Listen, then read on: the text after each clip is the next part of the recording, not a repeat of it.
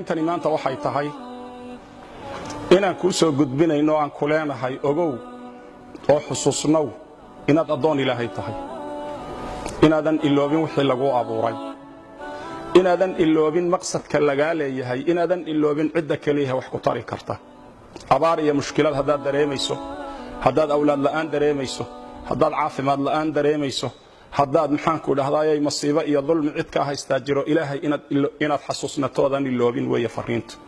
saddex misaal baan ku siinaya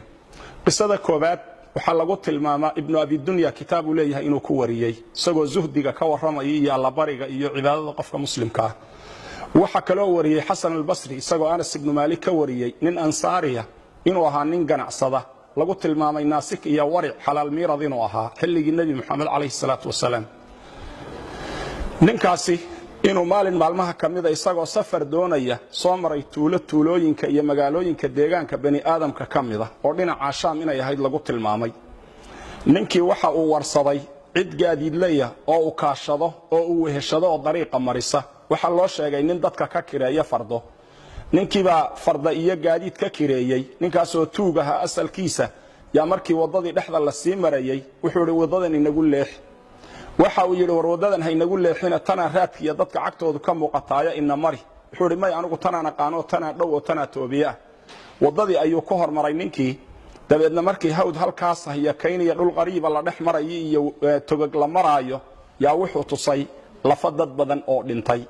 waxa uu ku yiri intaasoo aadama ah aniga ayaa dilay waxaana u qoonsaday inaan furto oo sidaan adiga maanta qaadicu dariiqa kuugu ahay aan maalkaaga iyo dhiigaaga banaysto wuxuu ku yiri maalka iska qaado laakiin dhiigayga ii badbaadi awlaadaydii iyo ehelkayga aanu noqdo hooyadayba kaligay dhashay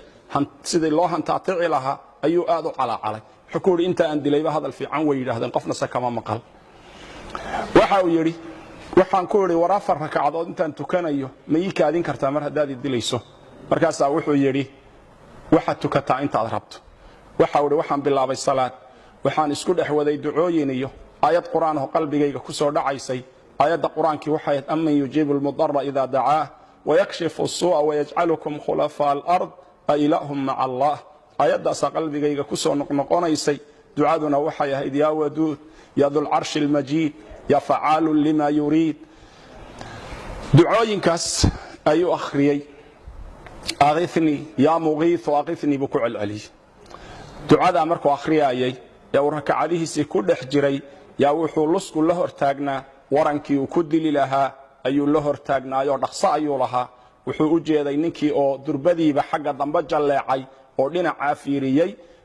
isageena salaadii intuu ka baxay buu fiiriyay dabeedna waxa uu arkay nin faras wata oo aad u soo ordayo waadiga iyo toga dhinaca hoose ka soo socda waran ololayana gacanta ku wata ninkii ayaa ku dhuftay markaas uu ninkii dilay waa weydiiyay wuxuu ku yiri ilaah baan kugu dhaariyay yaa tahay wuxuu yiri anigu malag baanahay u xil saaran amman yujibul mudarra idha da'aahu wa yakshifu as-su'a wa yaj'alukum khulafa al-ard anigu dadka mudariinta wadooyinku markay ka xidhmaan dadka ilaahay u laabta dadka alla waafajiyo inay ilaahay u noqdaan kuwaas aan anigu iska rabtaagaa buuri dabeedna wuxuu yiri yaa muqiith waqifni marka lahayd albaabka koobaad samada gariiray markaas samadana lagu garaacayo garaaceedii ka fadhii weynay buu yiri markaas aniga la soo diray inaan adiga ku kaalmeeyo waaniga ku kaalmeeyay buu miyaan orod yara mar hadaan inta kugu soo ajiiban kuugu imid walaal waxaan ku leeyahay kuma amraya waxaan ka dalbayaa sin xariisa shariidka kooban oo ayadaha quraanka iyo xadiiska iyo qisaska islaamiga ku duuban yihiin cid aad gaarsiin karto